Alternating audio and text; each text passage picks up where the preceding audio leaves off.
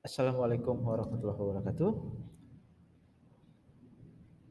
Uh, Perkenalkan, saya Muhammad Hendra dengan NPM 3922050017. Di sini saya akan mempresentasikan secara mandiri mata kuliah komunikasi data dengan materi Internet of Things atau IoT.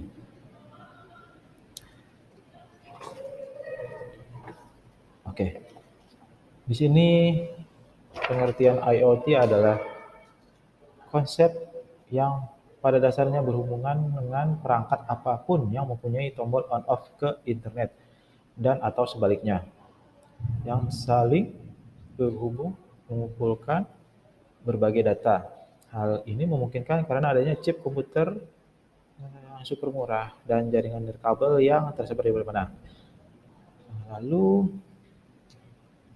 di sini manfaat dari IoT adalah sumber daya yang efisien. Maksudnya di sini adalah pemanfaatan sumber daya yang memanfaatkan listrik sebagai sumber daya utamanya, lalu mempermudah urusan manusia.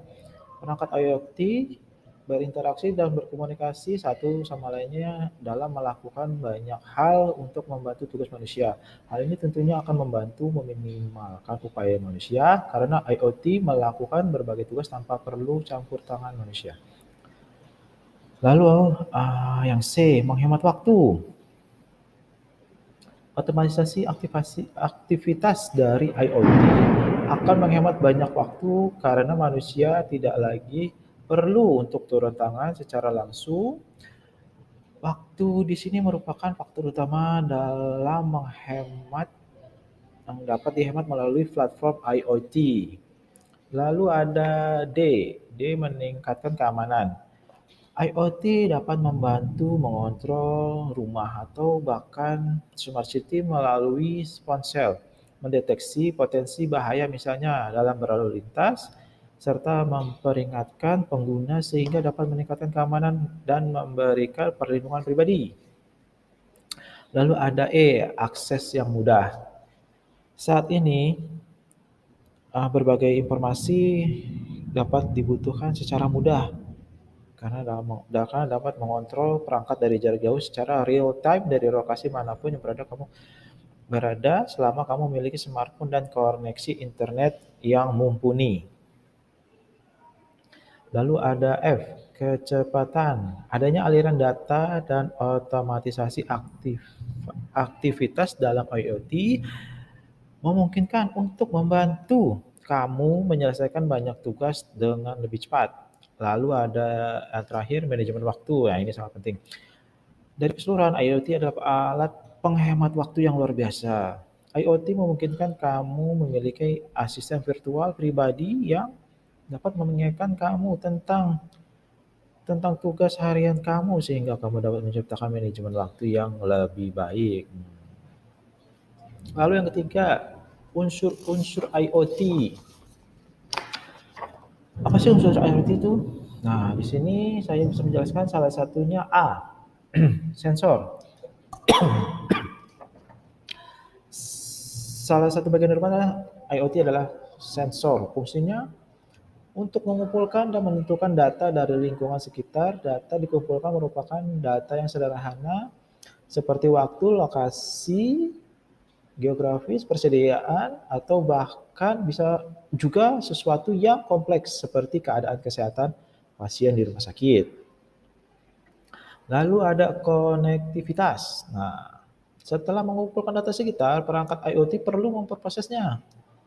Di tempat disinilah konektivitas memainkan peran utama. Data yang dikumpulkan dikirim ke platform IoT dengan bantuan Wi-Fi, Ethernet, Bluetooth, jaringan seluler, dan koneksi jaringan lainnya yang sangat penting dalam mentransfer data ke cloud. Cloud ini dalam artian penyimpanan awan.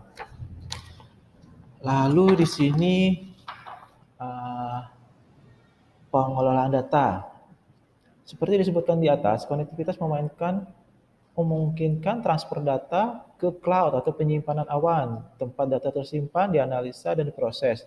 Data diproses menggunakan Big Data Analysis Engine yang membantu sistem untuk membuat keputusan yang lebih baik sesuai dengan data. Keputusan berbasis pemrosesan memungkinkan aplikasi IoT untuk melakukan berbagai tindakan.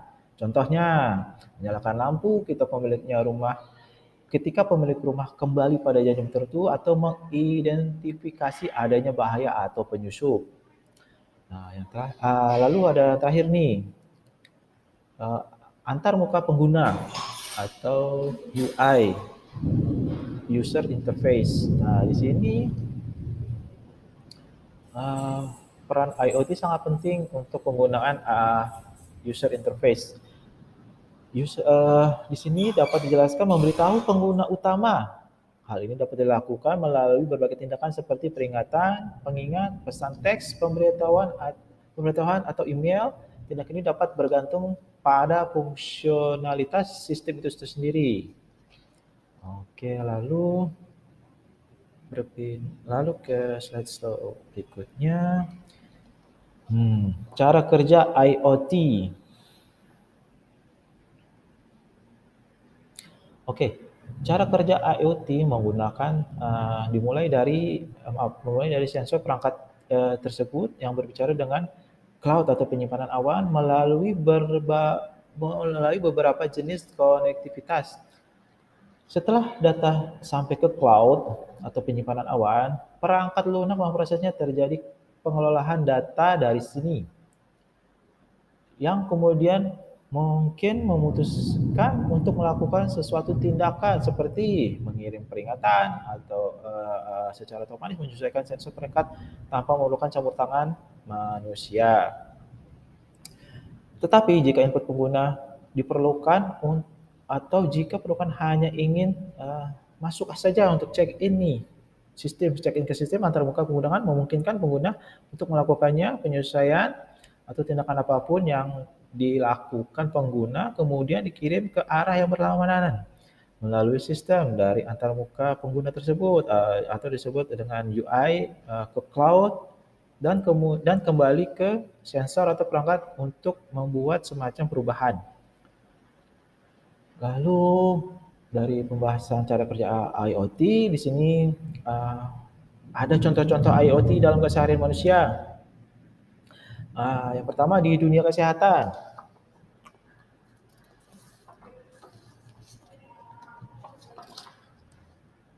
Untuk contoh-contoh IoT di dunia kesehatan, sensor terbaru yang memungkinkan dokter untuk mendapat akses real-time ke status kesehatan pasien, mengumpulkan data penyimpanan pasien di cloud. Jadi tidak perlu lagi banyak-banyak rekam medik yang menggunakan kertas manual, di input kertas, taruh di box, taruh, mungkin tinggal panggil. Nah, sekarang dengan ada mudah nih dengan IoT disimpannya prosesnya hanya di penyimpanan awan saja. Teknologi ini dalam kedokteran mampu secara signifikan mengurangi waktu prosedur biasa, menyederhanakan proses sekaligus mengurangi risiko penyakit dan meningkatkan penggunaan dan ketersediaan hardware. Lalu yang berikutnya di dunia energi. Dalam bidang energi, penerapan IoT paling simpel dan sudah banyak dijumpai adalah penerapan sensor gerak atau sensor cahaya pada lampu yang mampu mengurangi penggunaan energi listrik. Lalu ada dunia transportasi. IoT bisa sangat berguna dalam pengelolaan lalu lintas, kendaraan di kota-kota besar, dan juga berkontribusi pada konsep smart city. Saat menggunakan Waze atau Google Maps, sensor pada ponsel akan mengumpulkan dan membagi data ke cloud untuk diproses kemudian pada saat yang sama memantau lalu lintas, menunjukkan kondisi rute alternatif beserta jarak serta perkiraan waktu yang dibutuhkan untuk sampai tempat tujuan. Lalu di dunia lingkungan hidup, sensor yang ditanamkan pada meteran air yang berhubungan dengan internet serta dilengkapi perangkat lunak yang diperlukan mampu membantu perusahaan penyedia untuk memahami perilaku konsumen, mendeteksi kesalahan dalam layanan pasokan, melaporkan hasil hingga menawarkan program yang tepat untuk konsumen. Lalu dari semua IoT ini dapat disimpulkan bahwa IoT pada akhirnya membawa perubahan makro dalam cara hidup kita dalam bekerja, di mana miliaran hal yang terhubung satu sama lainnya dan campur tangan manusia akan lebih minim. Beberapa penerapan ini dapat dikembangkan hingga saat ini. Baik, eh, sekian dan terima kasih pemaparan dari saya. Wabillahi taufiq wal hidayah. Wassalamualaikum warahmatullahi wabarakatuh.